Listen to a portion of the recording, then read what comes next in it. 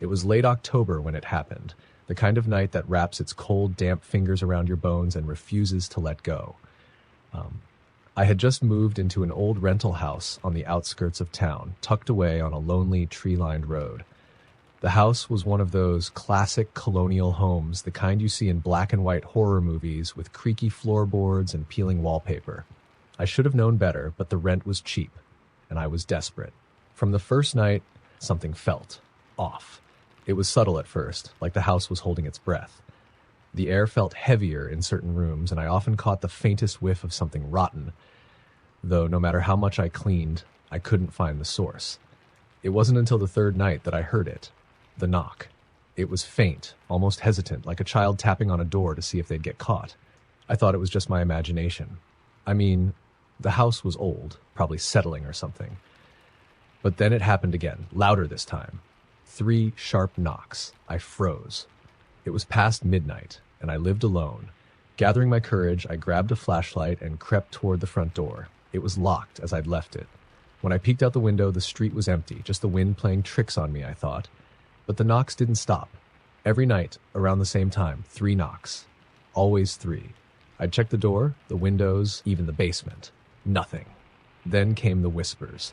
It started when I was brushing my teeth one night. At first, I thought it was a TV or a radio, but when I turned everything off, the whispers continued. Low and hushed, like a conversation just out of earshot. They came from the vents, the walls, even the ceiling. I started sleeping with the lights on, but it didn't help. If anything, it made it worse. Shadows moved where they shouldn't, stretching unnaturally across the walls.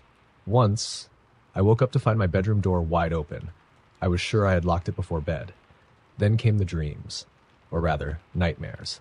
I'd see myself standing in the living room, staring at the front door. The knocks would come, louder and louder, until the door burst open, but there was no one there. Just darkness. So deep and heavy, it felt like it could swallow me whole. One night, I decided I'd had enough. I set up my phone to record, hoping to catch whatever was causing the disturbances. I placed it in the hallway, facing the front door. When I woke up the next morning, the phone was gone. I found it hours later, neatly placed on the kitchen counter. The footage was wrong. At first, it was just static, but then the screen flickered. The hallway appeared, dimly lit by the nightlight I had plugged in. For a while, nothing happened. Then, at exactly 3 a.m., the knocks began. The camera trembled, as if someone had picked it up, but no one was there. And then, just before the recording cut off, I saw it. A face. Pale, hollow-eyed, and grinning with a mouth that stretched too wide. I couldn't stay another night. I packed a bag and drove to a friend's place, but even then, the dreams followed me. I'd wake up drenched in sweat, hearing those 3 knocks in my head. It wasn't until I started researching the house that I learned the truth. Years ago, a family had lived there, a couple and their young daughter. The little girl had gone missing one Halloween night. They said she'd wandered off during trick-or-treating and was never found. But neighbors whispered that the parents were hiding something, that the girl had never left the house. Some even claimed to have heard knocks late at night, long after the family had moved out. I went back to the house one last time during the day to collect the rest of my things. The air inside was stifling, suffocating. As I grabbed my box of books, I felt it, a cold hand on my shoulder. Spinning around, I saw nothing, but then I heard it, clear as day, 3 knocks, right behind me. I ran. I didn't care about the rest of my stuff. I never went back, and to this day, I don't know if the knocks ever stopped. Sometimes late at night when I'm lying in bed, I think I hear them again. Faint, but insistent. 3 knocks. Always 3. Story number 2. It happened last winter, during a snowstorm that blanketed everything in silence. I had just taken a temporary job as a night security guard at an abandoned hospital on the outskirts of town. The place was set to be demolished in a few months, but the developers wanted someone on site to prevent squatters or vandals. The money was good, and I thought, how bad could it be? From the moment I stepped inside, the air felt wrong. It was heavy, thick with the scent of mildew and something metallic like rust or dried blood. The place was massive, with long, sterile hallways that seemed to stretch endlessly. The faint echoes of my boots on the tile floor made me feel like I wasn't alone, even though I knew I was. Or at least I thought I was. The first few nights were uneventful. I spent most of my time in the small security office near the entrance, occasionally patrolling the halls with my flashlight. But on the fourth night, things changed. It started with the intercom. It was one of those old systems with speakers mounted in every hallway, long since abandoned and disconnected, or so I'd been told. Around 2 a.m., a low hum crackled through the speakers, followed by a soft, distorted voice. It was faint, but I could make out one word: help. I froze, staring at the intercom speaker mounted on the wall of the security office. I told myself it was just interference, maybe a radio signal or something. Still, I decided to check the building, just in case. As I walked through the darkened halls, my flashlight beam cutting through the shadows, I couldn't shake the feeling of being watched. The hospital was eerily quiet, except for the occasional groan of the building settling under the weight of the snow. But then I heard it, a faint sound, like footsteps, coming from the second floor. I hesitated. The second floor had been off limits. It was where the psych ward had been, and the structural integrity was questionable. But the footsteps were clear, deliberate. Someone was up there, or something. I climbed the stairs slowly, the beam of my flashlight flickering slightly as if it too was afraid. The air grew colder with each step, my breath visible in the dim light. When I reached the second floor, the hallway stretched out before me, dark and yawning. The footsteps had stopped, but I could hear something else now, a faint, wet, dripping sound. I followed the noise to a room at the end of the hall. The door was slightly ajar, and as I pushed it open, my flashlight illuminated the source of the dripping. A rusty sink, its faucet slowly leaking water. But there was something else, too. Scrawled on the mirror above the sink in what looked like blood was a single word: leave. My stomach dropped. I backed out of the room, my heart pounding. That's when I heard it again, the voice from the intercom, but this time it was coming from behind me. Help me, it whispered, faint but insistent. I spun around, shining my flashlight down the hallway. It was empty. The only sound was my own ragged breathing. But then, out of the corner of my eye, I saw movement. A shadow darting across the hall, too fast to be human. I ran back to the stairs, my pulse hammering in my ears. As I descended, the temperature seemed to plummet even further. I could see my breath billowing out in front of me like smoke. When I reached the first floor, the intercom crackled again. Louder this time, the voice clearer. Don't go. Don't leave me. I sprinted back to the security office, slamming the door behind me. My hands shook as I grabbed the phone to call my supervisor, but the line was dead. The hum of the intercom filled the room, and then the lights flickered and went out. The office was plunged into darkness, except for the pale glow of my flashlight. And then I saw it, something standing just outside the office window.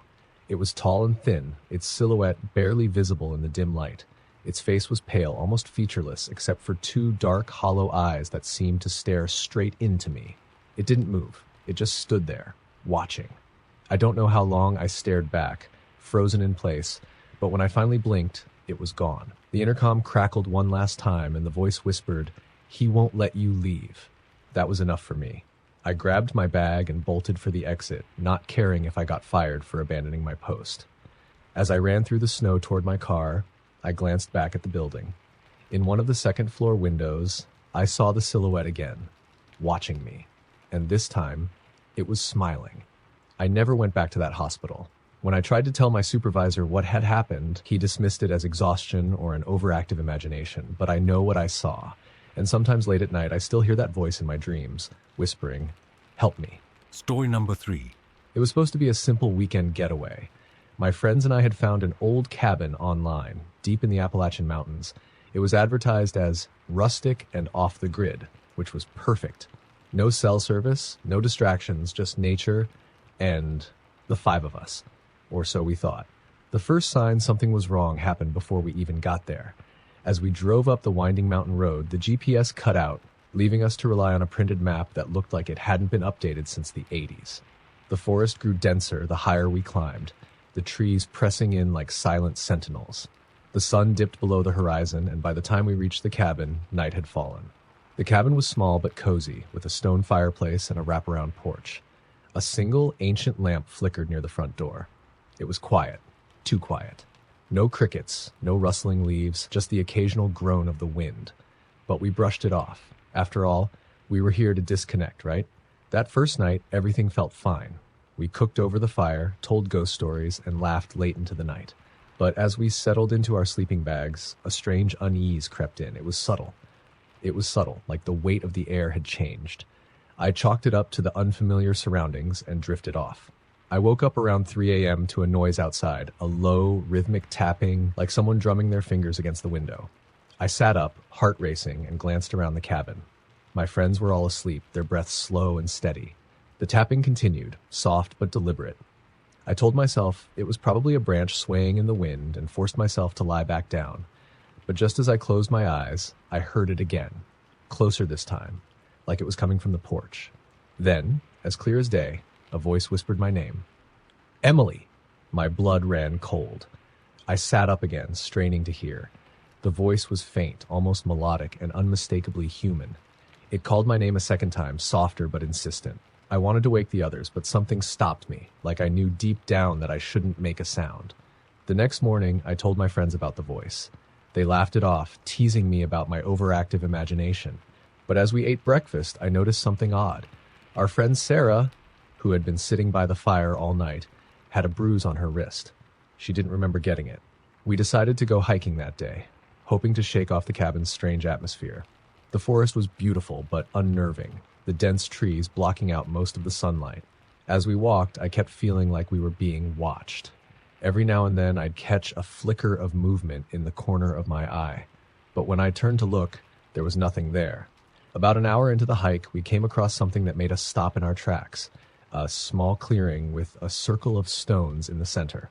At first, we thought it was an old fire pit, but as we got closer, we saw that the stones were covered in strange symbols, etched deep into the rock.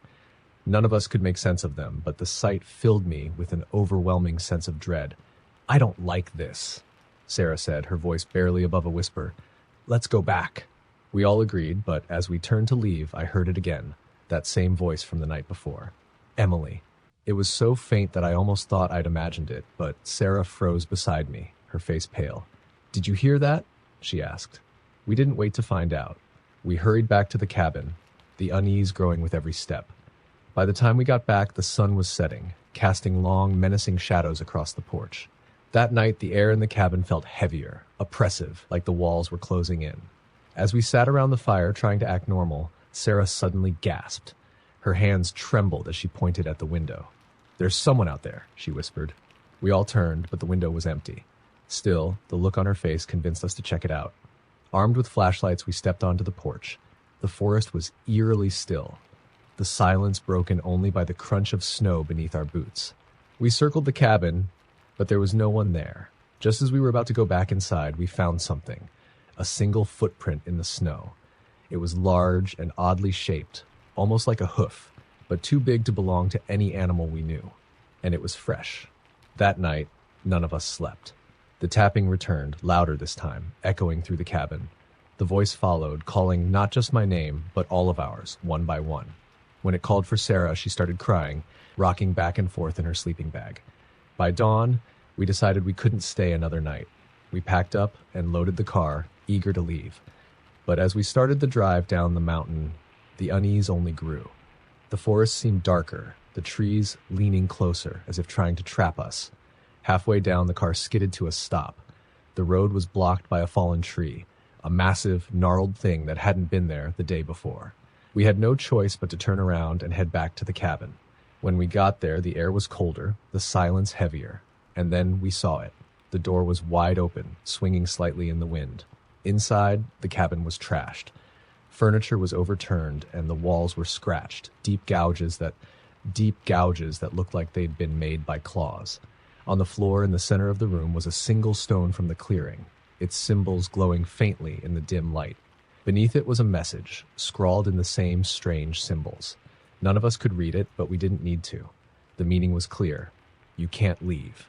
We spent the rest of the day trying to clear the road, working in frantic silence. As the sun dipped below the horizon, we finally managed to create a path wide enough for the car to squeeze through. We didn't look back as we sped down the mountain, leaving the cabin and its horrors behind. Weeks later, I got a text from Sarah. She said she'd been having nightmares, dreams of the cabin, the clearing, and the voice. And then she sent a photo of her wrist. The bruise had returned, darker this time and shaped like a hand. I blocked her number. I didn't want to know. But sometimes, late at night, I still hear it, the voice, faint but insistent, whispering my name. Story number 4. It was late November when I got the call about my uncle's house. He had passed away suddenly, leaving behind an old Victorian home in a tiny, forgotten town in New England.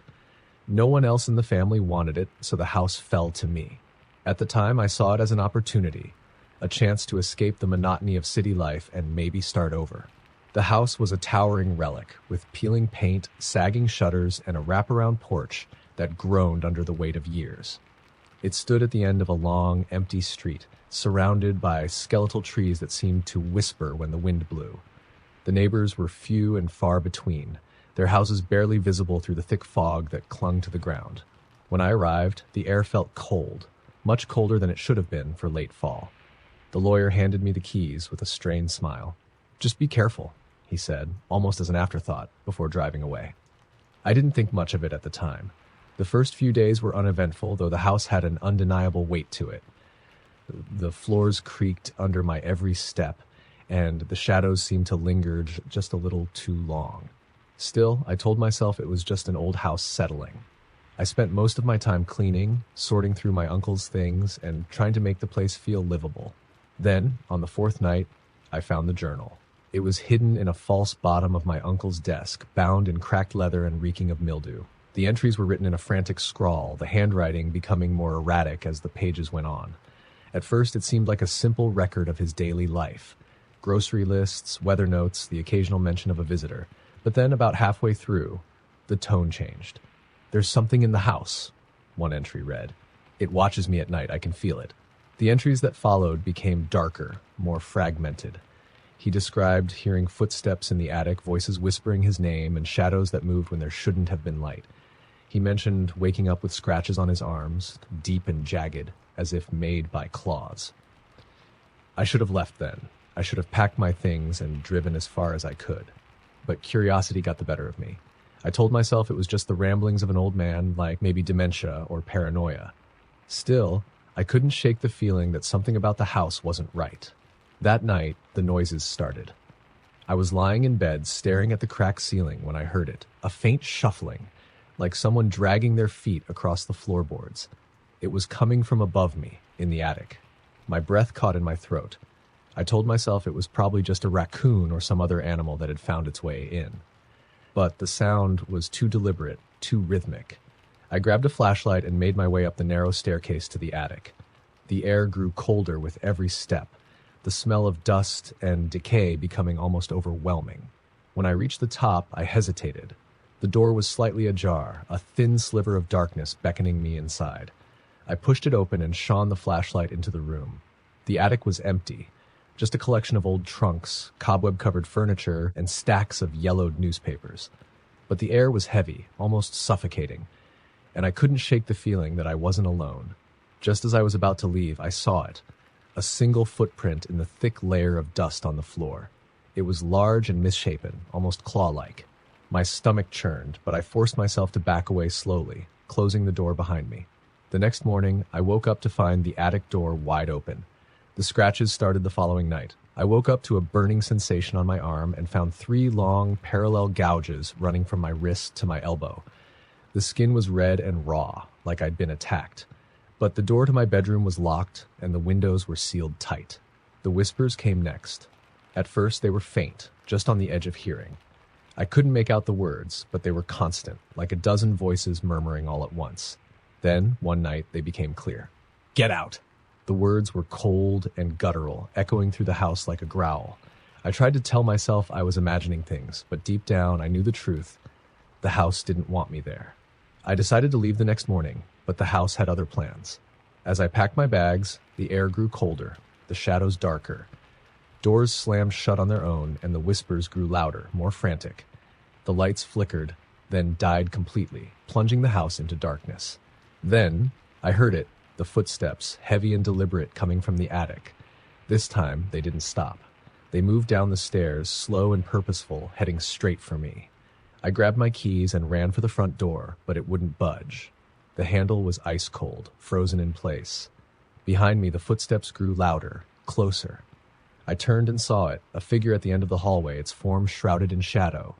Its eyes glowed faintly in the darkness, and its mouth twisted into a grin that was too wide, too human. It started to move toward me, its steps slow but deliberate.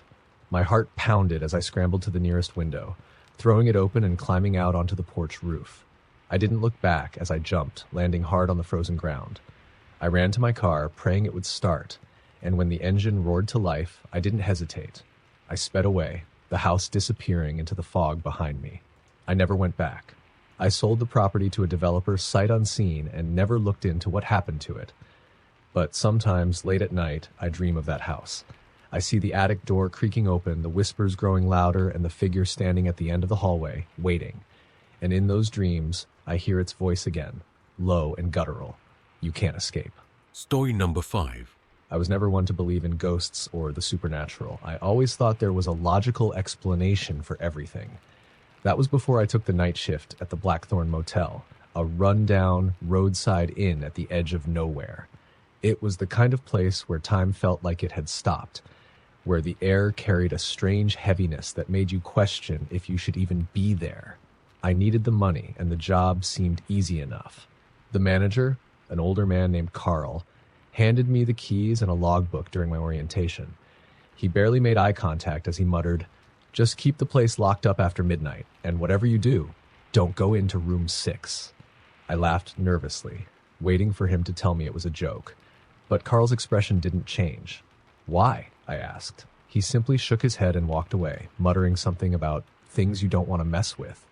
That first night was quiet, almost boring. The motel had only a few guests, truckers mostly, who came and went without a word. I spent most of my time flipping through the logbook, which was filled with mundane notes about maintenance and supply orders. But as I neared the end of the book, I found something odd. Entries written in shaky handwriting, detailing strange occurrences in room 6. Footsteps at 2 a.m., no one inside. Whispers from the vent, sounds like a woman. Guests complaining about knocking, but the room is empty. Each entry made the hairs on the back of my neck stand up. Still, I told myself it was just stories, maybe pranks left behind by bored employees. I decided to check the room myself, just to prove there was nothing to be afraid of. Room 6 was at the far end of the motel, its door slightly more weathered than the others. The key felt cold in my hand as I unlocked it. The room was unremarkable. A bed, a nightstand, and a TV bolted to the wall. But the air was heavy, almost suffocating, and carried a faint metallic tang, like rust or blood. I stepped inside and shone my flashlight around. Nothing seemed out of place. Just as I was about to leave, I heard it, a faint rhythmic tapping coming from the bathroom. My heart pounded as I pushed the door open. The faucet was dripping, the sound echoing in the small space. I tightened the handle, stopping the drip, and exhaled. Nothing, I muttered to myself, trying to ignore the knot in my stomach. But as I turned to leave, I caught something in the mirror, just a flicker, like a shadow darting behind me. I spun around, but the room was empty. The air grew colder, my breath visible in the dim light. That's when I saw it. A single word, scrawled in condensation on the mirror. Stay. I bolted out of the room, locking the door behind me. Back at the front desk, I tried to shake it off. Maybe it was a trick of the light or my own paranoia.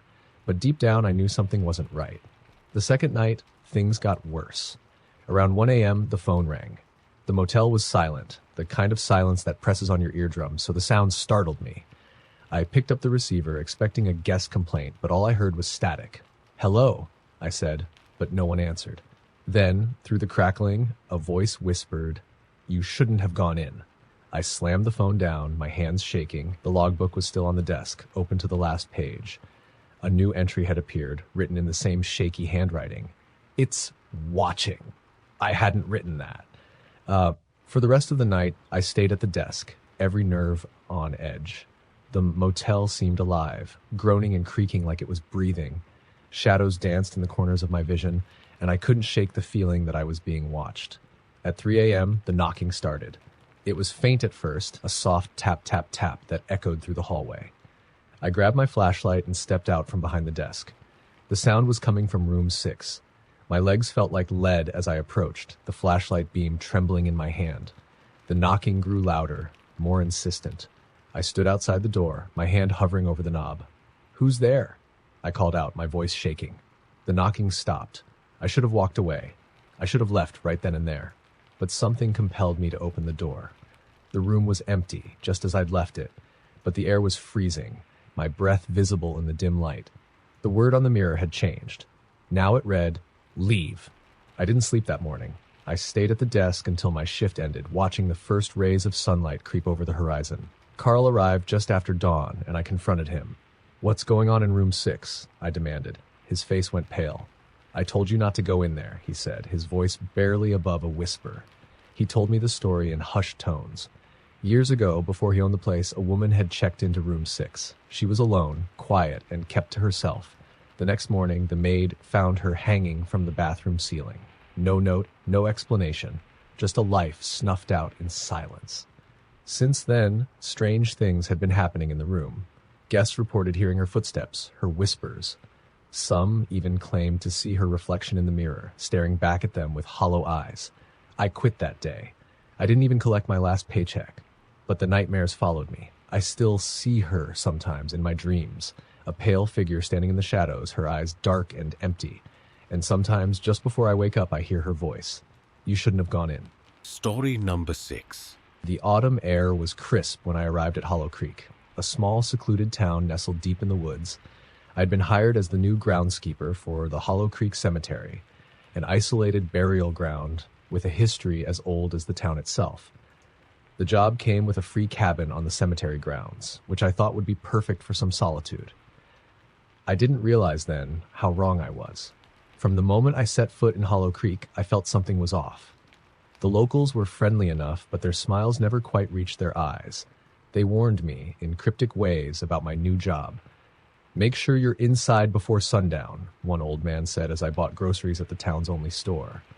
Another added, "If you hear a voice at night, don't answer, no matter what." I brushed off their comments as superstition. After all, every small town has its folklore, right? But the first night on the job changed everything. The cemetery was vast, with rows of weathered tombstones and statues of angels that seemed to watch your every move. My cabin was small but cozy, nestled at the edge of the woods that bordered the cemetery. That first evening, I lit a fire and read through the notes left by the previous groundskeeper. Most of it was mundane, how to maintain the grounds, where to find tools, but there was one page that made my blood run cold. Rules for the night. 1. Never leave the cabin after dark. 2. If you hear knocking, don't open the door. 3. If you hear your name, ignore it. I laughed nervously, thinking it was some kind of prank, and went to bed. I woke up around 2 a.m. to the sound of knocking. It was soft at first, almost hesitant, but then it grew louder, more insistent. My heart raced as I remembered the rules. I stayed frozen in bed, listening. "James," a voice called, soft and melodic. "I need your help." It was a woman's voice, clear and close, as if she were standing right outside my window. But I didn't know anyone in town, and no one should have known my name. My pulse pounded in my ears as I stayed silent, my breath caught in my throat. The knocking stopped, but the voice didn't. "James, please, I'm lost." It sounded almost sorrowful. Against my better judgment, I moved to the window and peeked through the curtains. The moonlight illuminated the gravestones, casting eerie shadows, but I saw no one. The voice came again, this time from behind me, inside the cabin. "James!" I spun around, but the room was empty. My heart raced as I grabbed the fireplace poker and checked every corner of the cabin. There was no one there. But the air was colder now, the fire nearly extinguished. I didn't sleep the rest of the night. The next morning, I walked into town to ask about the cemetery's history. The locals were tight-lipped at first, but one elderly woman finally spoke. "The cemetery wasn't always a cemetery," she said, her voice trembling. "A long time ago, there was a church there. They say something terrible happened, something dark. The church burned down, and the town buried its secrets under those graves." She wouldn't say more, but her words lingered in my mind as I returned to the cabin. That night, I heard the knocking again. This time, it came from the front door. "James," the voice called. It was the same woman, but now her tone was colder, almost mocking. "Let me in." I sat on the bed, gripping the poker tightly, my eyes locked on the door. The knocking continued for what felt like hours. Then, just as suddenly as it started, it stopped. I thought it was over. I was wrong. Around 3 a.m., I woke to the sound of footsteps outside the cabin. They were slow and deliberate, crunching the gravel path that led to the cemetery. I forced myself to look at the window. That's when I saw her. She was standing among the gravestones, her figure shrouded in shadow. Her long hair hung limp over her face, and her arms dangled unnaturally at her sides. She wasn't moving, just staring, or at least I think she was staring. Her face was hidden, but I could feel her gaze, cold and piercing. Then she moved. Her head jerked up, and I saw her eyes, hollow, dark voids that seemed to pull the light from the air. She raised a hand and pointed at the cabin, at me. I stumbled back from the window, my heart pounding so hard it felt like it would burst. When I dared to look again, she was gone. The next day I decided to quit. No job was worth this. But as I packed my things, I found a note slipped under the cabin door. "You can't leave." My blood turned to ice. The handwriting was shaky, almost frantic, and it wasn't mine. That night was the worst. The knocking returned, louder than ever, and the voice screamed my name. "James, open the door." The walls shook, the windows rattled, and the fire in the hearth went out completely, plunging the cabin into darkness. I hid under the bed, clutching the poker as the screams turned into laughter, cold, hollow, and inhuman. Then I heard footsteps inside the cabin. I closed my eyes, praying it would stop. When the morning light finally crept through the windows, everything went still. The air was warm again, and the cabin was silent. I packed what little I had and ran. I didn't stop until I reached the edge of town. I told Carl, the man who'd hired me, what had happened. His face turned pale, but he didn't seem surprised. "You weren't supposed to look," he said. I left Hollow Creek that day and never went back. But the nightmares followed me. Sometimes late at night I wake to the sound of knocking and a voice calling my name. And sometimes when I look out the window, I see her standing there among the shadows, waiting. Story number 7. I had always been drawn to the stories of the unexplained, the eerie tales people whispered in hushed voices around campfires. But nothing could have prepared me for what happened when I bought that cabin in the woods. It seemed like a dream at first, a secluded retreat, miles away from the chaos of city life. The cabin was old but sturdy, nestled deep in the forest with a small, serene lake nearby. The realtor had been quick to finalize the deal, like practically throwing in the furniture for free. I thought I'd scored the deal of a lifetime. Looking back, I realize now why they were so eager to sell. The first few days were peaceful. I spent my time hiking, reading, and enjoying the quiet. The air was crisp, and the only sounds were the rustling leaves and the distant calls of birds. It felt like paradise until the third night. I woke up around 2 a.m. to a strange sound. It was faint at first, almost like a soft humming. I assumed it was the wind and tried to go back to sleep, but the sound grew louder. It wasn't the wind. It was a voice, a woman's voice. It was coming from outside near the lake. I sat up, my heart racing. Who would be out here in the middle of the night? The nearest neighbor was miles away. Against my better judgment, I grabbed a flashlight and stepped outside. The forest was eerily silent, the kind of silence that presses on your ears. The voice continued, faint but unmistakable, a haunting melody that sent chills down my spine. I followed the sound to the lake. The moonlight reflected off the water, illuminating a figure standing at the edge. It was a woman, her long hair cascading over her shoulders, her white dress fluttering in the breeze. She was humming softly, her back to me. "Hello?" I called out, my voice trembling. She didn't respond. She just stood there, staring at the water. I took a hesitant step closer. "Are you okay?" She stopped humming. Slowly, she turned to face me. Her face was pale, almost luminescent in the moonlight, but her eyes, they were wrong. Hollow, dark, like two voids that seemed to swallow the light. A cold dread washed over me. I took a step back, and she smiled. A wide, unnatural smile that stretched far too much. Then she whispered, "Why did you come here?" I bolted. I ran back to the cabin, locking the door behind me. My hands were shaking so badly I could barely hold the latch. I stayed awake the rest of the night, every creak of the cabin making my heart race. By morning, I had convinced myself it was a dream, or maybe my imagination playing tricks on me. But the next night, it happened again. This time, I didn't hear humming. I woke up to the sound of scratching. It was faint at first, like nails dragging across wood. It was coming from outside, near the front door. My heart pounded as I crept to the window. I pulled back the curtain just enough to peek outside. She was there. The woman from the lake was standing on the porch, her head tilted to the side, her hair obscuring her face. She was scratching the door with long, pale fingers. I froze, unable to look away. Then she stopped and slowly turned her head toward the window, toward me. Through the glass, her dark, hollow eyes met mine, and I felt a cold, suffocating fear grip me. She mouthed a single word, "Leave." I stumbled back, tripping over the coffee table and crashing to the floor. When I looked again, she was gone. The porch was empty. but the scratches on the door were real, deep, jagged grooves that hadn't been there before. The following day, I tried to leave. I packed my things and threw them into the car, determined to put as much distance between me and that cabin as possible. But as I drove down the dirt road that led back to the highway, a dense fog rolled in, so thick I could barely see the road ahead. I drove slowly, my hands gripping the wheel, but no matter how far I went, the road seemed to stretch endlessly. After what felt like hours, I realized I was back where I started, right in front of the cabin. I turned the car around and tried again, taking a different path. The same thing happened. Every route I took led me back to that cursed cabin. The realization hit me like a punch to the gut. I couldn't leave. That night, the woman came inside. It started with the sound of footsteps, soft and deliberate, moving through the cabin. I stayed in my bedroom, clutching a flashlight and a kitchen knife, my heart pounding so loudly I was sure she could hear it. The footsteps grew closer, stopping just outside my door. The doorknob rattled. Then the humming began. It was the same haunting melody, but this time it was right outside the door. My hands shook as I backed away, pressing myself against the wall. The doorknob twisted, the door creaking open slowly. She was there, standing in the doorway, her head tilted at that unnatural angle, her hollow eyes locked on mine. Her smile stretched wider, her teeth sharp and glinting in the dim light. "You shouldn't have come here," she said, her voice a guttural whisper. "You can't leave now." I screamed, throwing the flashlight at her, but she didn't flinch. She stepped closer, her movements jerky, unnatural, like a marionette pulled by invisible strings. I swung the knife, but it passed through her as if she were made of smoke.